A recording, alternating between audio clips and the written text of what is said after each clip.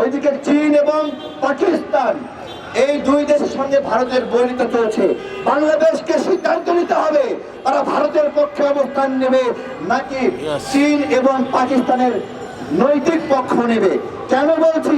এইটা আমাদের আন্তর্জাতিক রাজনীতির একটা অংশ যে আমরা ভারতের দ্বারা যে নিপীড়নের শিকার হয়েছি, এই নিপীড়নের পরেও আমরা চীন পাকিস্তানের সমর্থন নেব নাকি ভারতের পক্ষ নেব। এই পক্ষ নেওয়া এই জন্য জরুরি, এইটা প্রতিশোধ নেওয়ার সময় ভাইয়েরা 10 বছরে শত শত হাজার মানুষকে হত্যা করেছে ইন্ডিয়ান বিএসএফ। তার প্রতি উত্তরে আমরা যদি এখন ভারতের পক্ষ নেই তাহলে হবে না। 1971 সালে পাকিস্তানের সাথে যুদ্ধ হয়েছে, সেই যুদ্ধে আমরা বিজয়ী হয়েছি, পাকিস্তান ক্ষমা চেয়েছে। আমরা সবসময় তাদেরকে বলবো তারা সঠিক কাজ করেনি। কিন্তু 2025-এ এসে আমি বলতে চাই ভারতের চেয়ে পাকিস্তান এই মুহূর্তে অনেক ভালো মানের বন্ধু। ভারতের চেয়ে চায়না এই মুহূর্তে অনেক ভালো মানের বন্ধু।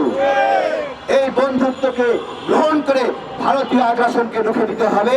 আজকে আমরা পররাষ্ট্র মন্ত্রণালয়ের কাছে যাচ্ছি, জানতে চাইব তারা কেন গতকালকে হত্যার প্রতিবাদ জানায় নাই, এবং এরপরে স্বরাষ্ট্র মন্ত্রণালয়ে যাব, আপনাদেরকে জানাবো কেন তারা এই প্রতিবাদে অংশ নেয়নি।